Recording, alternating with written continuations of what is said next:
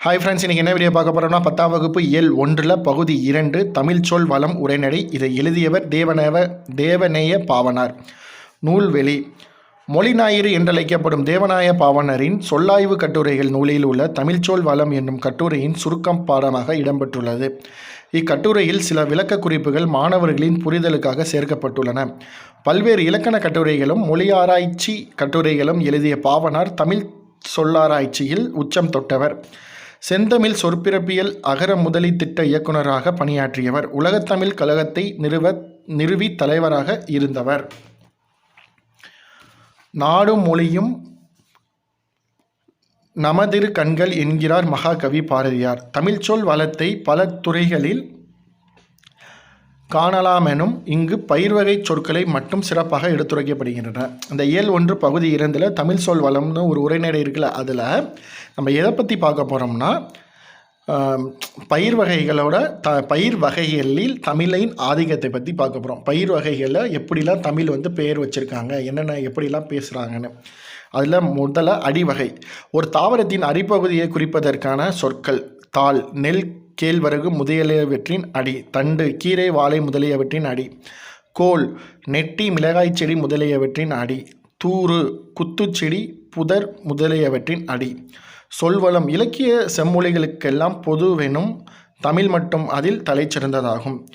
தமிழில் மட்டும் பயன்படுத்தப்பட்ட தமிழுக்கே சிறப்பாக உரியவனாய் கருதப்படும் சொற்கள் மட்டுமின்றி தெலுங்கு, கன்னடம் முதலிய பிற திராவிட மொழிகளுக்கும் கருதப்படும் சொற்களும் தமிழில் என்கிறார் கால்டுவெல். திராவிட மொழிகளில் ஒப்பிலக்கணம்: தட்டு அல்லது தட்டை, கம்பு, சோளம் முதலியவற்றின் அடி.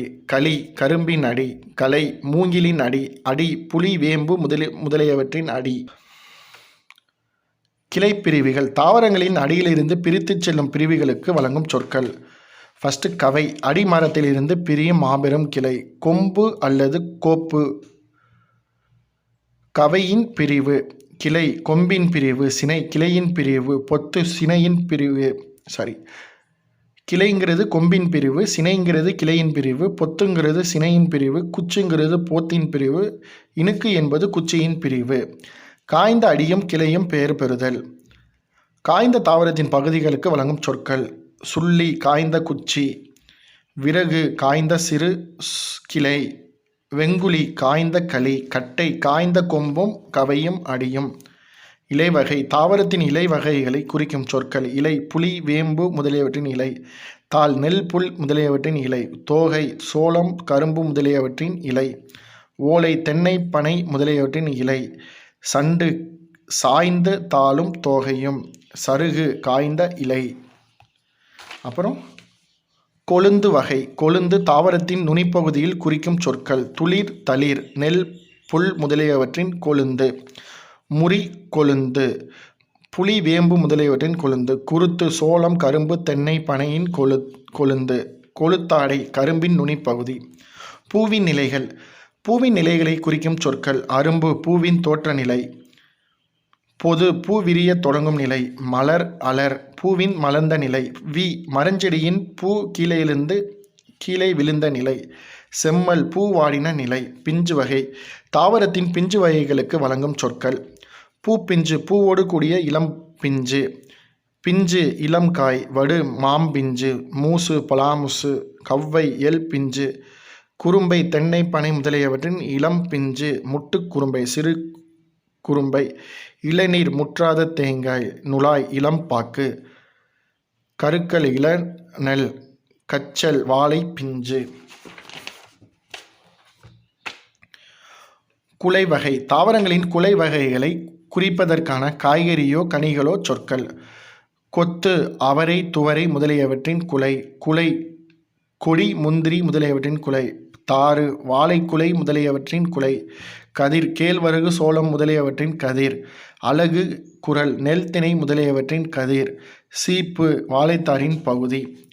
கெட்டுப்போன காய்கனி வகை. கெட்டுப்போன காய்க்கும் கனிக்கும் தாவரத்திற்கேற்ப வழங்கும் சொற்கள்: சூம்பல், நுனியில் சுருங்கிய கறி. சீவியல், சுருங்கிய பழம். சொத்தை, புழு பூச்சி அரித்த காய் அல்லது கனி. வேம்பல், சூட்டினால் பழுத்த பிஞ்சு. அலியல், குளுகுளுத்த பழம். அழுகல், குளுகுளுத்து நாறிய பழம் அல்லது காய். கொண்டு, சொண்டு, பதராய் போன மிளகாய். கோட்டான் குகைக்காய். கோட்டான் உட்கார்ந்தினால் கெட்ட காய். தேரைக்காய். தேரை அமர்ந்தினால் கெட்ட காய். அல்லிக்காய். தேரை அமர்ந்தினால் கெட்ட தேங்காய். ஒல்லிக்காய். தென்னையில் கெட்ட காய். பழந்தோல் வகை. பழங்களின் மேற்பகுதியை குறிக்க வழங்கும் சொற்கள். தோழி மிக மென்மையானது. தோல் திண்ணமானது. தொடு வன்மையானது.